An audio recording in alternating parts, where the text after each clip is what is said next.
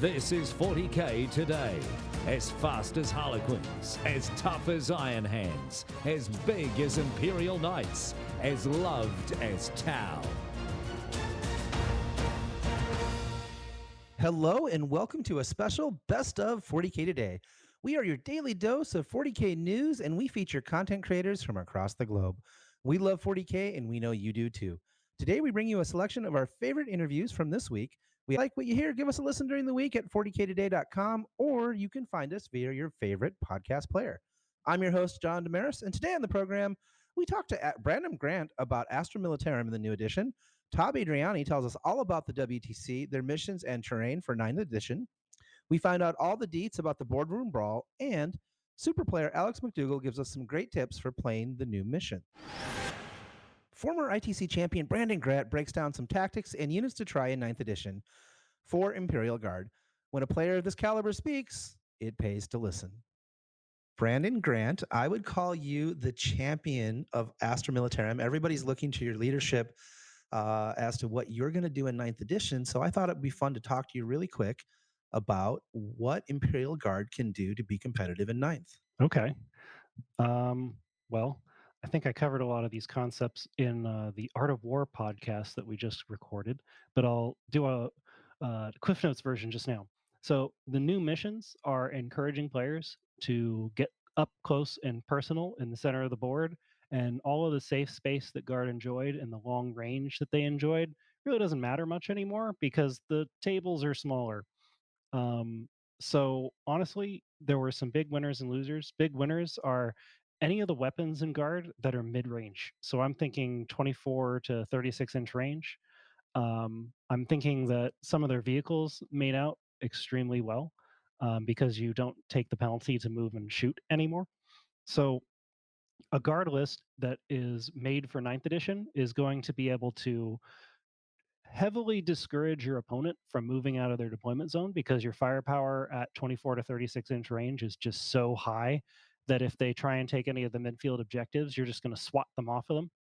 Combined with some screening elements, just like a traditional Guard list from 8th, so you're still going to want to take infantry squads to fill space and block charges, combined with preferably some sort of credible melee threat. So if you want to bring allies like Space Marines or Custodes, be my guest. But the Guard unit of choice that I'm still kind of leaning on in 9th is going to be Bulgrins.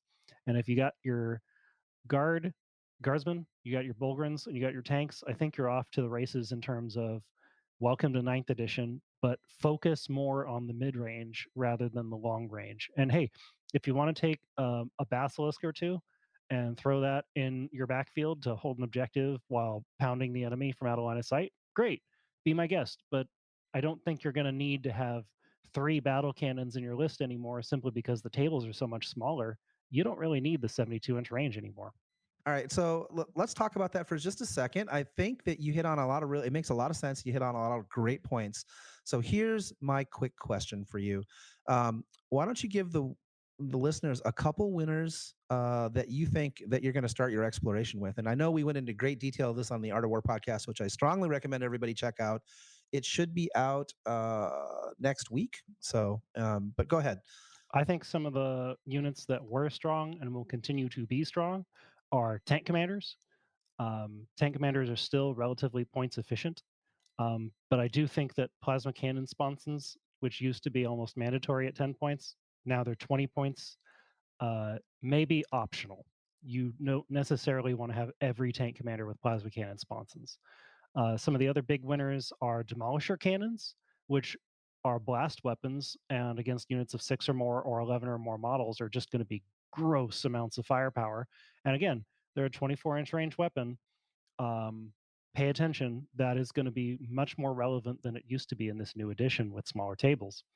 Some of the units that are going to continue being good but aren't, off the charts are probably still infantry squads, Bulgrins, maybe not as many company commanders because the number of HQ slots you're going to have is probably less. Those units are also to continue to look at. Some of the unexpected winners that you might be interested to see on the table again are going to be things like Hellhounds because they can shoot into melee and automatically hit. sentinels because they can stand on an objective and use their I take half damage strat for a command point. And now that you score holding objectives at the start of your turn instead of the end, if you don't have Bullgruns in your list, I think sentinels are totally reasonable to hold an objective midfield. And on top of that, I think Torox primes are going to be way more reasonable. They're only 120 points with the Gatling cannon hotshot volley gun build, and now they don't take penalties for moving and shooting. And in melee, they still hit on fours. So I think they got a new lease on life in ninth, and especially because 24-inch range weapons are going to be more viable, smaller tables. I think you're going to see them back on the table. And then some things that you might experiment with, but I'm not sure about, include veterans and special weapons with meltaguns, which are now 5 points for BS4 models and 10 points for BS3 models. The new addition, I think vehicles with invulnerable saves are going to be way more common because vehicles no longer benefit from cover.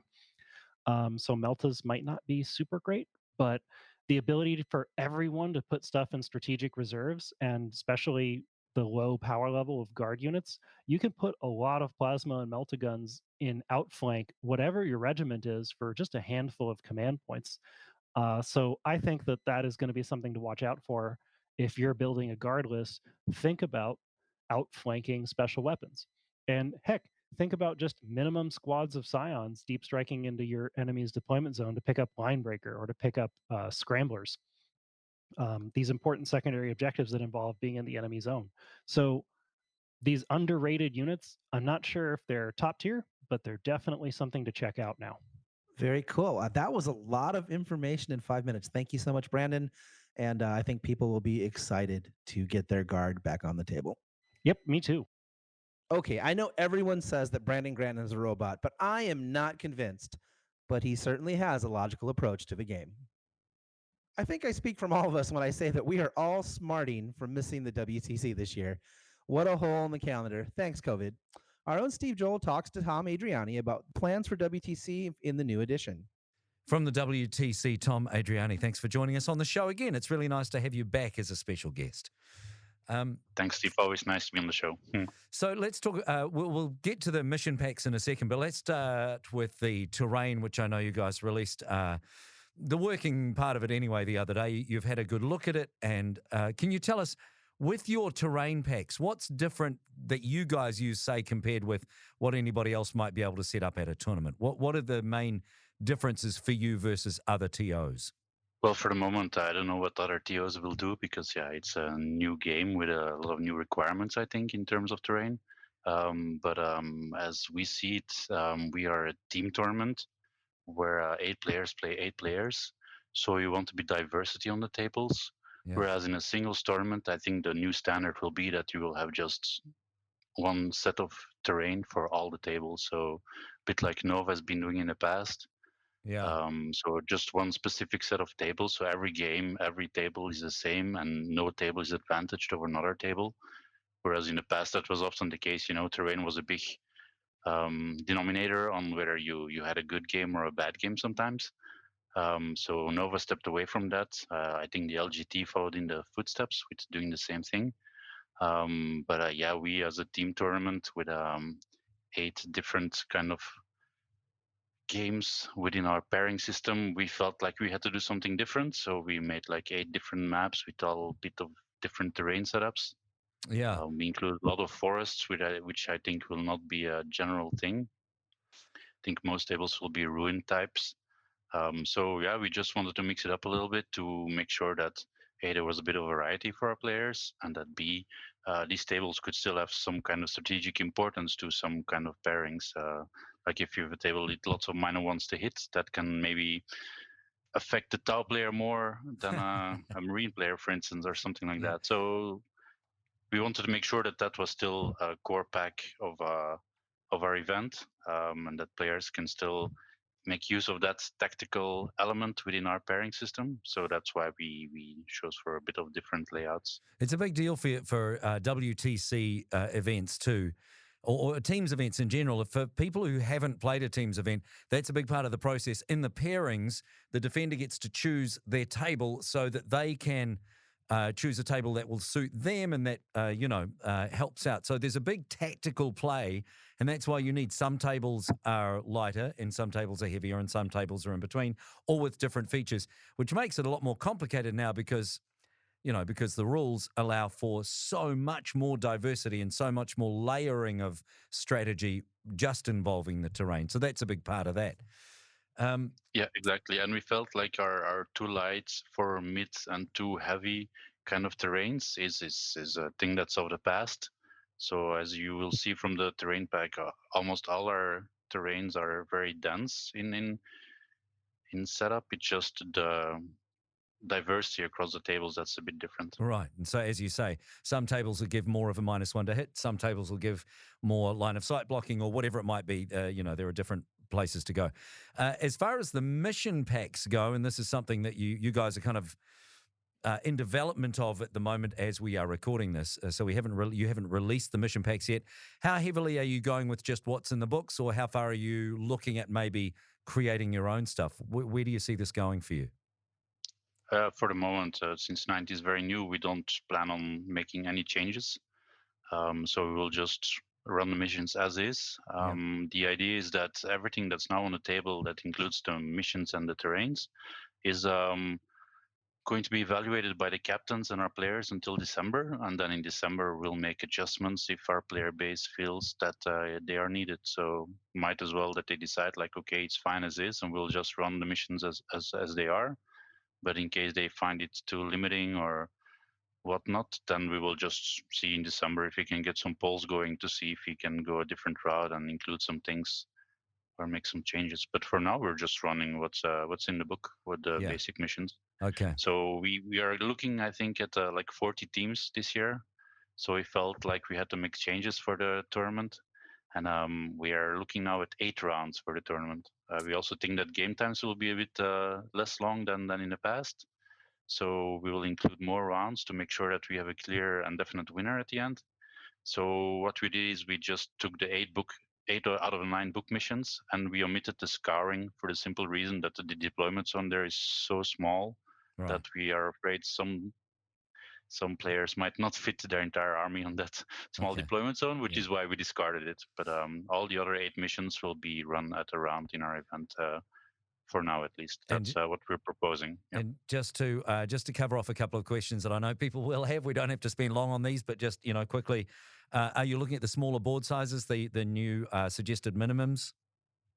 Yeah, sure. We will run 60 by 44. Yeah. Okay. And as you say, with the points, that means the armies will be slightly smaller. So it's going to be at 2,000 points.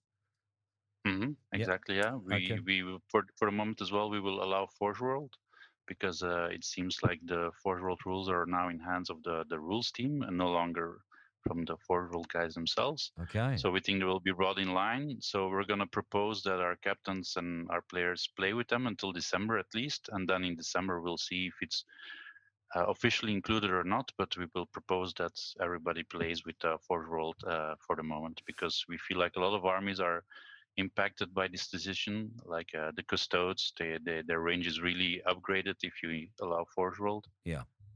So that's what we're going with at the moment as well. It's a big change from in the past, where it was always like Forge World is not allowed. But we feel this is a good step in ninth to see what kind of things people can come up with. And since every tournament will be about the same over the entire globe, like everybody will run the basic mission pack, I think it would be silly for us to deviate from the norm by saying like we're the only event where Forge World will not be allowed. So that's also a big reason for deciding to just allow it for now. Okay, so there are a few changes in store.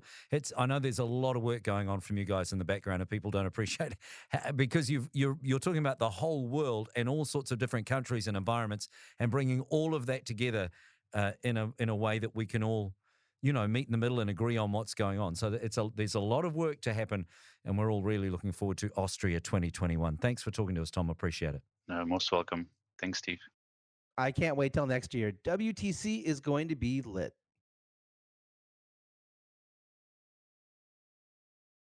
Welcome back. Tanya is going to an amazing event this weekend. She talks all about it with Scott, who organizes it, and they share their love for the game. I'm here with Scott today, and you run one of the most talked about tournaments in my local area. So I'm so excited to have you here. Thanks for coming on the show. Excited to be here.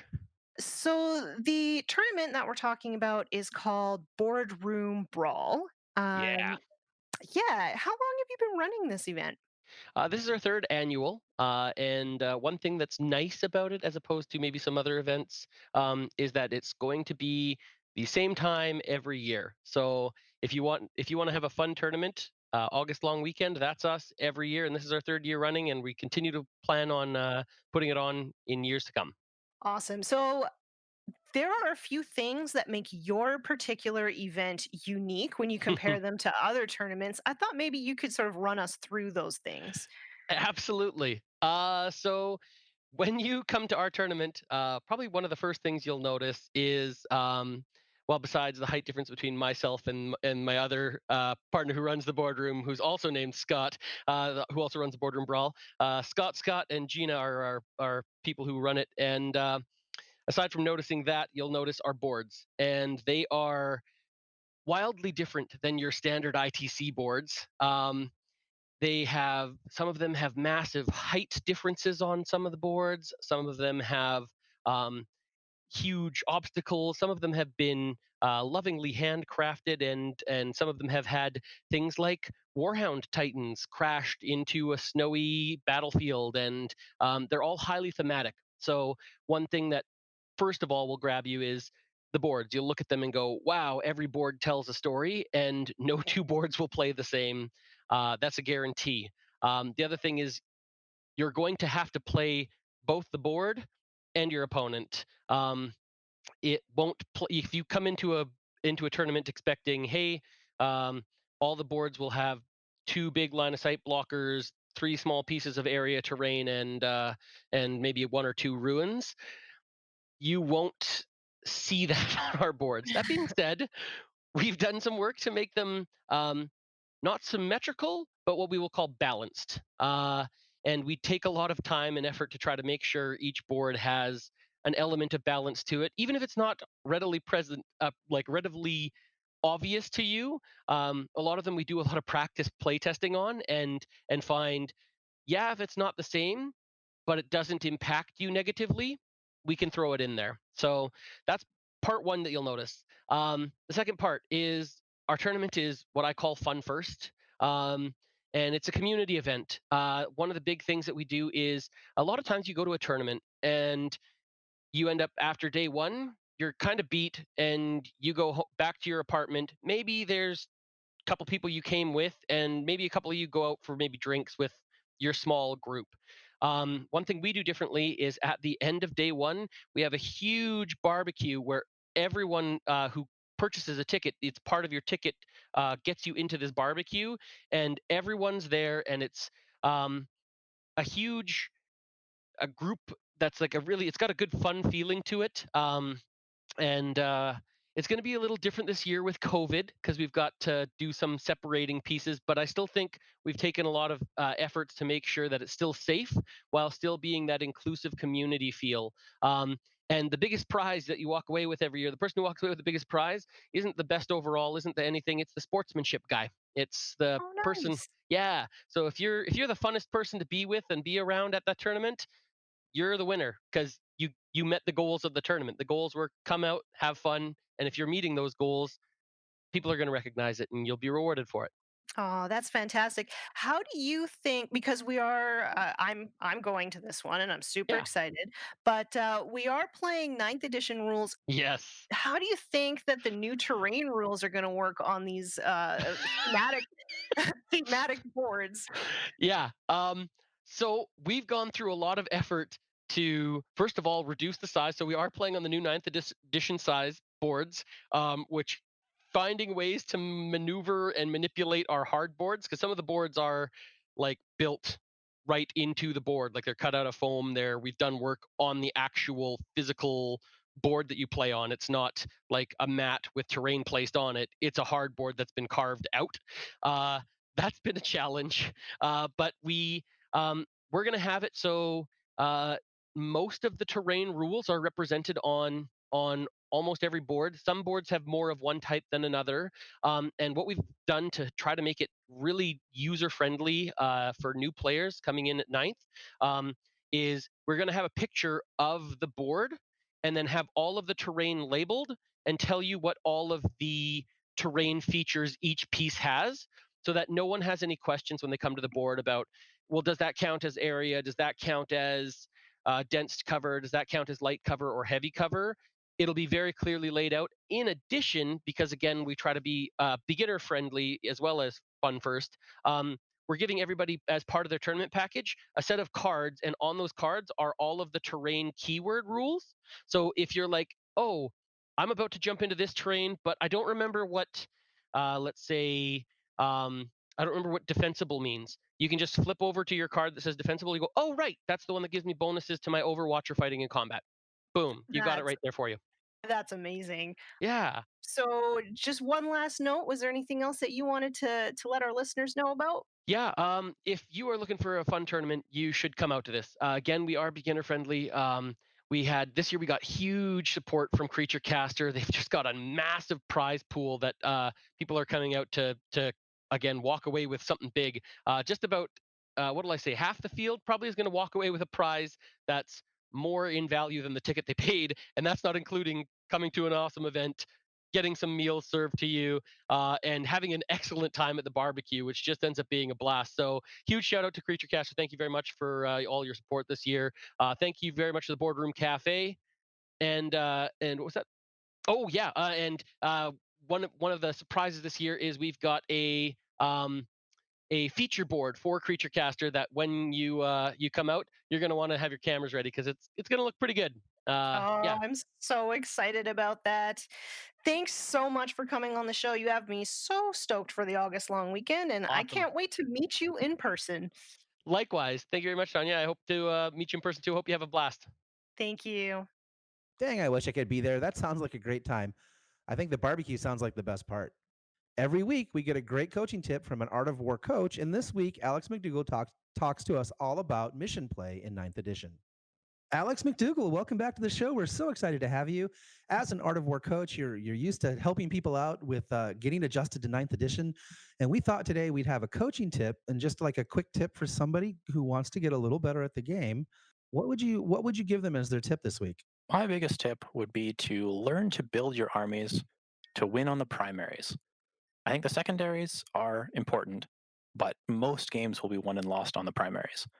I think really focusing on mobile, objective secured troops are a great way to take points away from your opponent. Interesting. So you think that like because I've heard a lot of players sort of offhand say, well, now tanks shoot into combat, and with the new attachments, you don't need to take as many troops because you get your CPs without having, before you'd have to be like double battalion to get your CPs or more triple battalion, right? And now you start with your CPs, so I don't need as much objective secured. And you're saying people should start thinking about like how important it is to win on those objectives? Yeah, I don't think we need to quite have the troop presence that we used to. Like, a lot of armies were running 180 boys and grots and massive 120 man units or groupings of termagants and stuff. And maybe that's not the way forward, but we can't just ignore the fact that you can put a tank on an objective, but unless it fills the entire space of the objective, you don't have to get into combat with it. If you can just run a single trooper onto that objective is yours now. Yeah. I mean, and even if you do get into combat with it, like that's not the end of the world. Sure, on the following turn, your opponent is going to shoot whatever it is off the board. But at that point, you don't care because you've already denied them because the way scoring works, right? Scoring works at the beginning of your turn on the primaries. So let's say your opponent, they just finished their turn. It's now your turn and they're standing on 4 objectives. If you just run one objective secured model on all 4 of the objectives that he's on and he doesn't have any objectives secured, you just made him score 0 on primary without firing a shot or swinging an axe. Like, It also controls where they shoot next turn. right. They may want to put firepower into specific things, but they now have to shoot at let's hope, like the trash that you've thrown onto the objectives. Yeah, so cheap objective secured bodies that move or get there, I think is certainly something worth considering. Other things that I've thought about, and I don't know if this is good or not, but there are certain things that sort of increase your objective secured account or count. Like for example, I think a Primaris ancient or maybe any ancient can get. I don't remember if it's a warlord trait, but you can basically all of your objective secured models count as 2 instead of 1. Yeah, and that's huge for Marines that are usually looking at a lower model count. Yeah, absolutely. Turning 5 intercessors into 10 means you've probably got that objective for sure. Right. Because, you don't really outpunch intercessors in the troop v troop battle, right? No, I think they are the benchmark of good troops. Yeah, they are, and they're durable, but they're not numerous, so that can be a problem. Okay, so if we're thinking about playing on primary, so we talked about having some objective secured models. What other things would you consider to be important in list design? Since if we're playing objective secured and we are looking to deny points, what else can we do to increase our mobility? If you are playing guardsman, you have orders like move, move, move, and you have chimera to get you there. GSC has certain cult traits that can increase your advance rolls, which can actually make you quite quick. And of course, you can always deep strike to objectives or lying in wait and deep strike directly onto objectives 3 inches away from your opponent. Anything can get your troops to objectives in ways that your opponent might not have seen coming is going to be huge. Tyranids do that very well as well with Swarmlord and with Metabolic Overdrive, both of which can double your movement. So, what do you think about transports then in the new edition? Do you think people should be looking at those as a possible way to, number one, shield your troops for a turn, but also, move them forward on the board, shield them for a turn, then they can pop out and get to any objective they want? Yeah, I think transports are fantastic. In a lot of situations, I think the cheaper the better, unless you have a, historically very good transport like a Wave Serpent or more recently an Impulsor. Yeah. But yeah, Chimera and Torox and even the humble Rhino, I think, are an excellent way to get your troops there, keep them safe for a turn, or even make it so that it's actually a negative to kill the Rhino. If the Rhino dies and suddenly 10 objective secure troops get out on it, you've actually made it harder for you to hold that objective. Yeah, exactly. Well, I mean, that's another reason for you to play objective secured, right? If your opponent puts a Rhino with some objective secured models in it, you can just surround the Rhino with your objective secured models, and then suddenly they can't get out. Yeah. And then you don't have to kill that Rhino. You own that objective, and it's not going anywhere. So, this is sort of the play and counterplay when you're thinking about playing the primaries. Interesting. Okay. Last question. Do you think that having good firepower to maybe shoot people off of objectives is also something worth considering? I think how you value your horde killing and your tank killing is very important. Some people will go, hordes are dead, vehicles are the meta, and they'll go nothing but very strong, high efficient firepower. And that might make it so that, yeah, some 10-man little trash guardsman squads on objectives are actually suddenly very frustrating to remove as you fire, las cannons and meltaguns into them to try and get rid of them. So balancing, the balance between the assault cannon and the las cannon is very important. Absolutely. Yeah, you can't have just all eradicators. Like, as sexy as those things are and as cool as they are, like, they are not really good into guardsmen. Yeah. Yeah, it'll make you feel really bad shooting that 6 meltaguns into 50 points. All right, folks, you heard it here first. You should be thinking about mission, especially primaries, first and foremost when you're thinking about trying to win in 9th edition. Sounds like maybe we shouldn't be discarding our troopers just yet, eh? Okay, here it comes. Model of the day. It's the model of the day, the model of the day, the model of the day. Every day during our regular weekday show, we feature a model of the day, and we've been able to show up some amazing work this week. This week's model of the week is one you might have already seen. We chose the Taunar by Stickneck Studios. I was very fortunate enough to have them commission a beautiful Eldar army for me, and it's just great. And you guys should see pictures of it sometime. And they really outdid themselves with this Taunar. It towers over the battlefield, and the scheme is a beautiful sky blue with amazing green glow effects. I love the overheated barrels, complete with a stunning chart effect. Stop by our Facebook to see for yourself, or you can see it on Instagram, which will be linked in the show notes. Now, if you have a model that you think we should feature in the show, or you've seen a model that should be featured, let us know with our hashtag on Instagram, hashtag 40K Today, or just toss us a message on Facebook. And that's it for this week. Thanks so much for joining us. I hope you enjoyed getting a peek at the fun stuff we did this week. A big thanks to our content producer, Alex Boehner, our social media superstar, Tanya Gates, and our technical producers, Seamus Ronan, for all their hard work once again in putting this program together. If you liked what you heard on the show today, make sure you come check us out at 40ktoday.com or on your favorite podcast platform. We do a 15-minute show every day with just the kinds of things that was found in today's show. We'll see you next week. But until then, for Paul Murphy and Steve Joel and the rest of the 40K Today team, I'm John Damaris, and that's what's happening in 40K Today.